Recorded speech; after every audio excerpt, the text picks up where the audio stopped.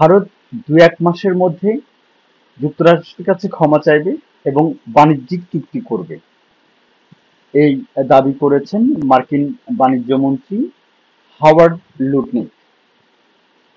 আহ, সংবাদ মাধ্যম ব্লুমবার্গের কাছে দেওয়া এক সাক্ষাৎকারে আহ, মার্কিন বাণিজ্যমন্ত্রী হাওয়ার্ড লুটনিক বলেন, রাশিয়ার জ্বালানি কেনা বন্ধ করে আগামী ২-১ মাসের মধ্যে যুক্তরাষ্ট্রের কাছে ক্ষমা চেয়ে ভারত বাণিজ্য চুক্তি করবে বলে তিনি আশাবাদ ব্যক্ত করেছেন।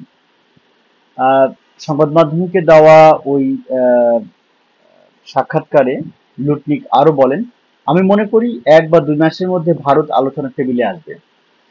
তারা বলবে আমরা ক্ষমা চাই এবং তারা মার্কিন প্রেসিডেন্ট ডোনাল্ড ট্রাম্পের সঙ্গে চুক্তি করার চেষ্টা করবে।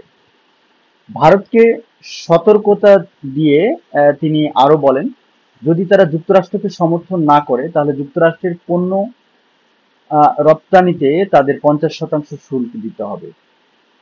এই বক্তব্য দেওয়ার ঠিক আগেই মার্কিন প্রেসিডেন্ট তার সামাজিক যোগাযোগ মাধ্যম ট্রুথ সোশ্যালে একটি পোস্ট করেন।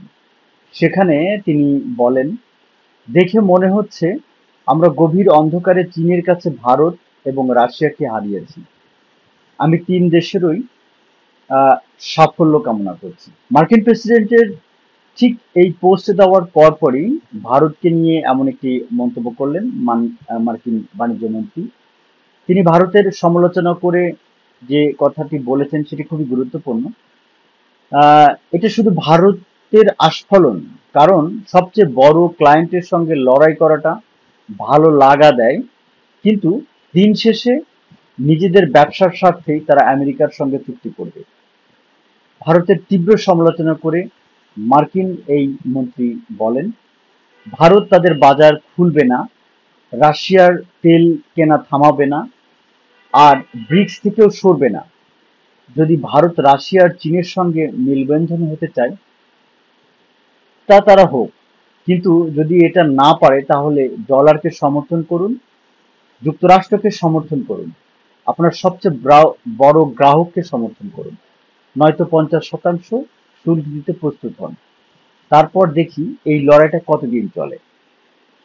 এই আহ, বার্তার মাধ্যমে মূলত তিনি ভারতের প্রতি একটি চ্যালেঞ্জ ছুড়ে দিয়েছেন যে ভারত এখন যে চীন, রাশিয়া আর সঙ্গে যে একটা মৈত্রী স্থাপন বা একটি আলাদা বন্ধুত্ব তৈরি করার দিকে যে ঝুঁকছে এবং যুক্তরাষ্ট্রের সঙ্গে যে বৈরী আচরণের মধ্যে রয়েছেন, সেটি করে আসলে ভারত কতটুকু টিকতে পারবে, সেই চ্যালেঞ্জটা তিনি মূলত ছুড়ে দিয়েছেন। তবে এটা ঠিক যে ভারত এর একটি বড় বাজার আমেরিকা, সেই বাজারের সঙ্গে আসলে যুদ্ধ করে কতটুকু তারা অর্থনৈতিক ভাবে লাভবান হবে বা টিকে থাকতে পারে সেটি একটি সময় বলে দেবে। সেটি সময় আমার কাছে মনে হয় যে বলে দেবে। তো আমরা সেই সময় পর্যন্ত অপেক্ষা করি। সুপ্রিয় দর্শক মন্ডলী, আজকে এই পর্যন্তই। ভালো ভালো থাকুন, সুস্থ থাকুন, আমাদের সঙ্গে থাকুন।